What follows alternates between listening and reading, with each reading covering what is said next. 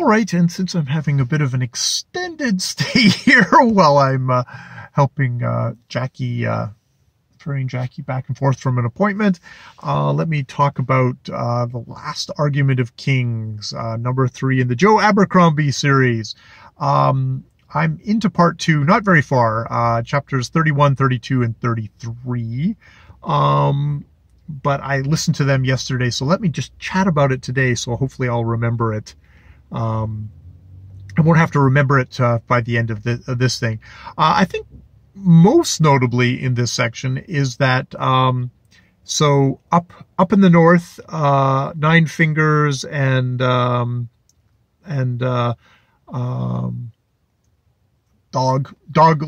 Fingers and Dogmen and West have defeated the Northmen, but Bethod, the king of the Northmen, has gotten away, and unfortunately, West has gotten called back because, yes, the Union has gotten attacked by the Gurkish, and the capital is in danger of falling. So he's basically got to book it as quickly as possible. He's going to stay for a day because just to get organized, but then they're heading out, and it's like crap. Bethod will most likely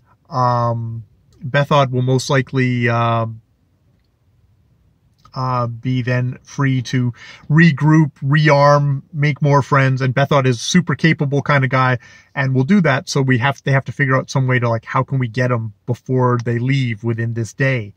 And Nine Fingers is like, I know how. And so he rides up to the fort that's got Bethod to do the challenge thing where, you know, he'll fight Bethod's champion, and then Bethod's champion, and if he wins, then Bethod gets handed over to the Union guys. If it loses, well, the Union will leave, which, you know, the Union are going to leave regardless, and he doesn't know that yet. So Bethod's like kind of considers it, like, okay, you're not going to like my challenger, and it's this gigantic monstrous creature that his crew without him fought before, and it killed Three Trees, their leader, and, you know, very nearly killed all of them. And it's like, you know, is any one person going to be able to kill this guy? It's like, well, if anyone is, it'll be Nine Fingers. So that's what they're going to go for. The interesting thing is that Bethod has this conversation with Logan Nine Fingers, looking down at him from his battlements. And it's like, you know, you're blaming me for all this, but you were by my side. You basically pushed me into all of this. You were so fucking hungry for blood, for battle, for revenge, that you basically kind of forced me up and up and up until basically I had to keep on things running like this, because if I backed down at all the people that you made enemies for me would have killed me.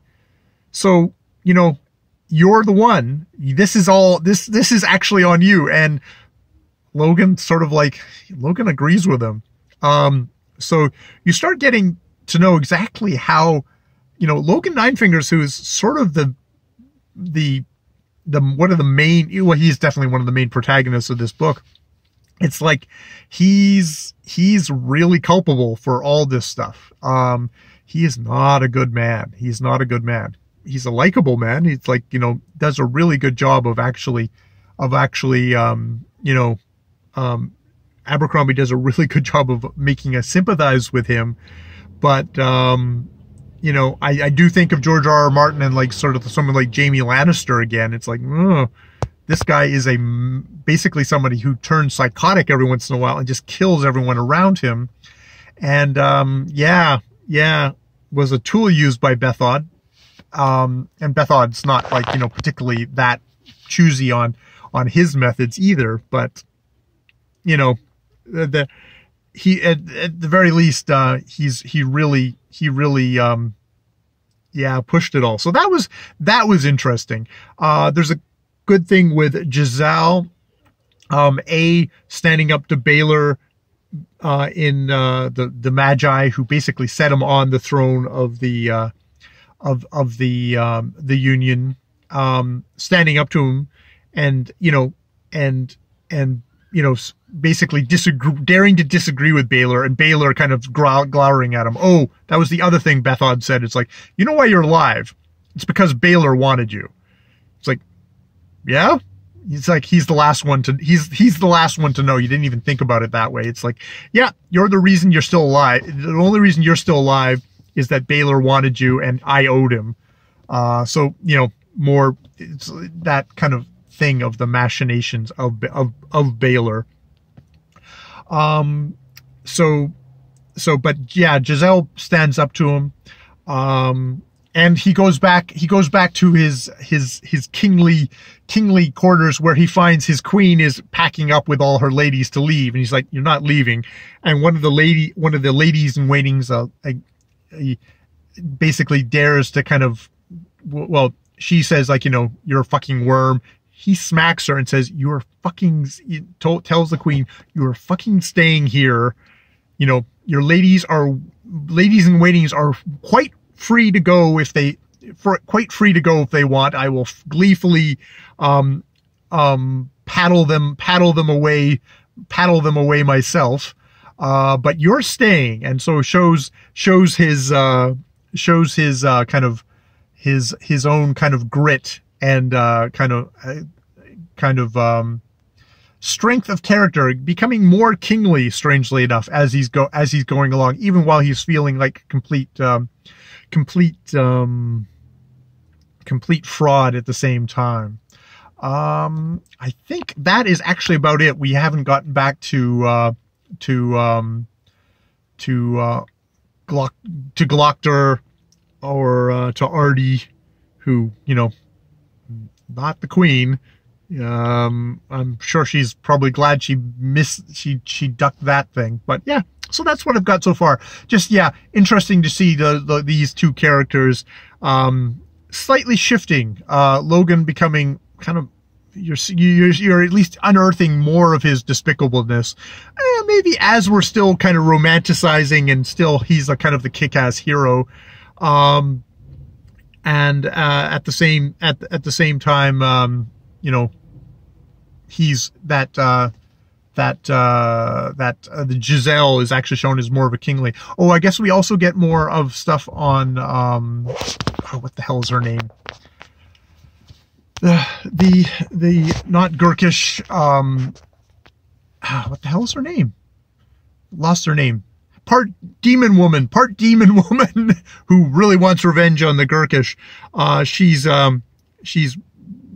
working with the Union guys, and it's like they question one of the Gurkish scouts, who's not actually Gurkish. He's just somebody who works for the Gurkish. Probably doesn't have a choice in the matter.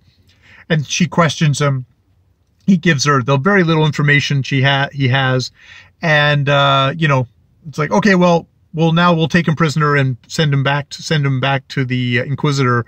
And she's like, no, we don't have the time for that, and kills him. Now, me knowing what the Inquisitors are like, she gave him a instantaneous death versus, weeks of horrible torture and then horrible death. So she probably actually did him a mercy there, though I think she was definitely just doing it from her own kind of, rather brutal, rather, practical things, and that the Union guys were going to have to get a lot more brutal and practical if they were going to survive this Gurkish invasion. Indeed, even if brutal and practical guys can survive what seem like are going to be overwhelming numbers, like basically more and more troops are rushing in. Indeed, the guy who got supplanted by Giselle is the one who's aided and helped the Gurkish troops get in. So yeah, that's nothing great for the Union side there, but we sort of saw that from the beginning when there was two fronts. Miraculously, there's only one front, but of course, the thing with two fronts is the main part of it is that all their army and stuff like that is still at the north, and is going to take a month to get back to them, so they have to hold out until then, which we'll see. All right, more videos later.